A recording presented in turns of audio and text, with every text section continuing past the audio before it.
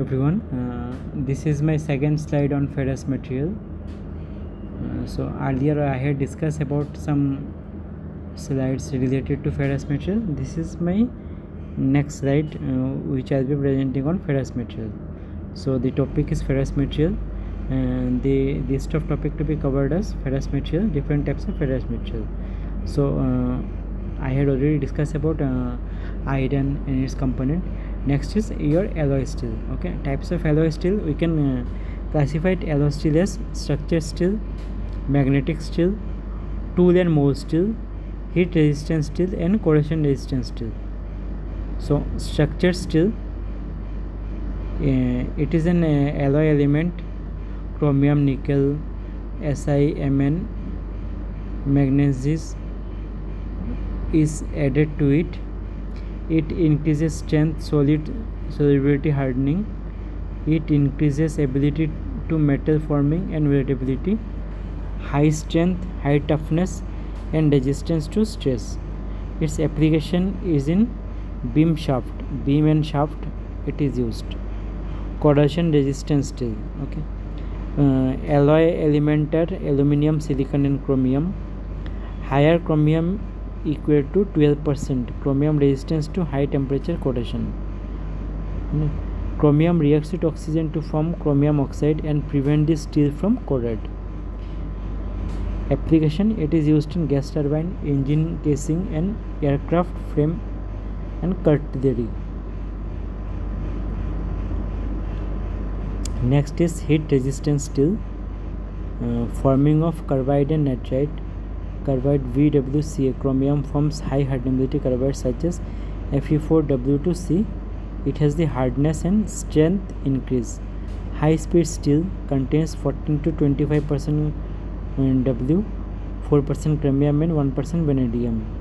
Forms hard carbides, heat resistance. Nitride, titanium, and aluminum form Ni2Ti, NiAl, and Ni3Ti. Improves ductility and toughness.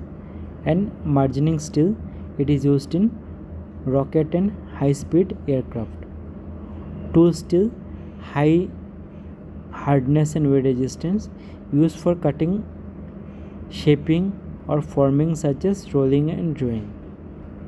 It have high carbon content 0.6 to 1.3%. It contains elements such as chromium, cobalt, manganese, nickel, silicon, W, and vanadium to form various alloy carbides and help increase the hardness, wear resistance, and elevated temperature softening resistance. Cast iron. Basic element of cast iron is iron. Carbon percentage is 2.8 to 3.6%. Silicon is 1% to 3%. Manganese is 0.4 to 1%. Magnesium is 0.03 to 0.05%. Phosphorus is 0.05 to 1%. And sulfur is 0.1 to 0.35. Properties of cast iron are its tensile strength moderate is 180 to 350 megapascal. High compression strength. Immersion capacity good. High wear resistance. Good machinability. Low impact resistance and ductility. Cast iron property effect: its cooling rate high, stable cementite. White cast iron hard and brittle. Low cementite forms to ferrite and graphite. Grey cast iron and ductile. Carbon content: increase of carbon lower the melting temperature and more graphite are formed. Grey cast iron. Type of cast iron is grey cast iron, white cast iron, malleable iron, and ductile cast iron. Malleable cast iron, ductile cast iron. Okay, types of cast iron I have already discussed. Grey cast iron, nodular cast iron, white malleable cast iron, white cast iron, and black malleable cast iron. So first of all, grey cast iron, its percentage composition is 1.7% of cobalt and 0.4% of carbon. Most carbon is a free state. It is scattered in the form of graphite flakes through the crystalline grain structure of the metal. This arrangement of carbon makes the cast iron brittle, thus it fractures easily from sharp bores. It has a grey crystalline color where fractured. Next is white cast iron.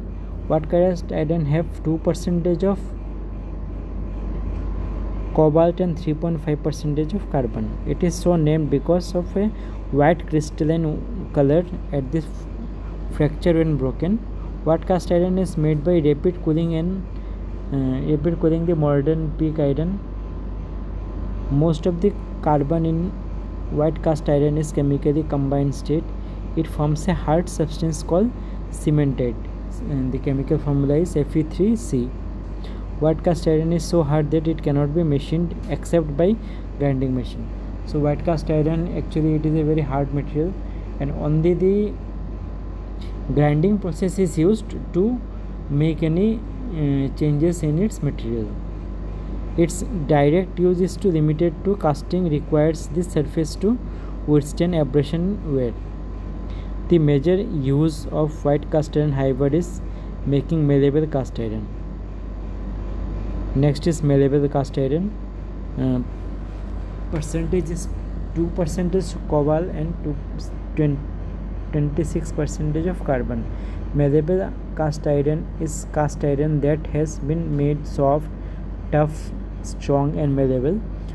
When white cast iron is heated at a higher temperature for almost 100 to 200 120 hours, it is converted to malleable cast iron.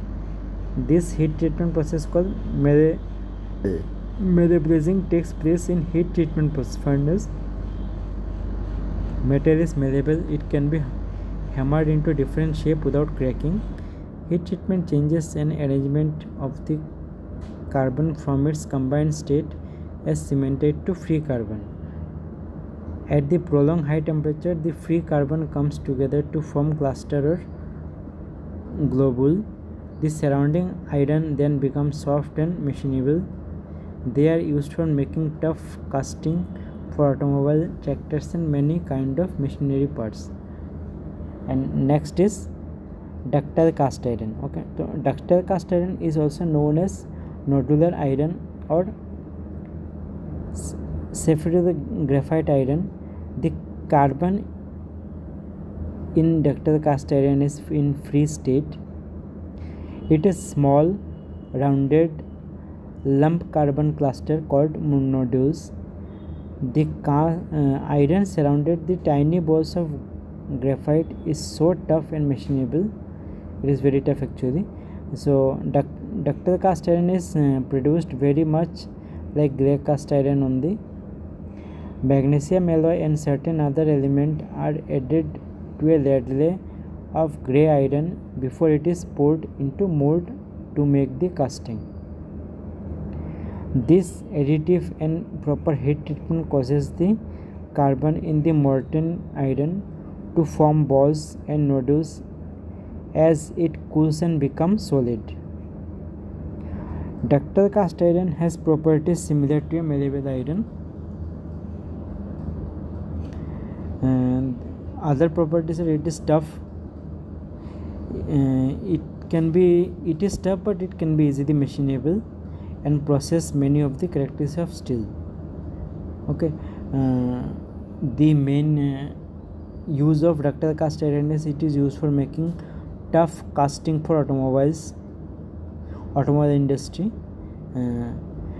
in agricultural equipment, farm machineries and many other kind of machineries. Okay, so with this I come to end of this slide. In this slide basically I have discussed about the various alloy steel, okay, and types of alloy steel. Then I have discussed about the various cast iron and various types of cast iron, their properties, their classifications, their uses, where they are used and their chemical composition. Okay.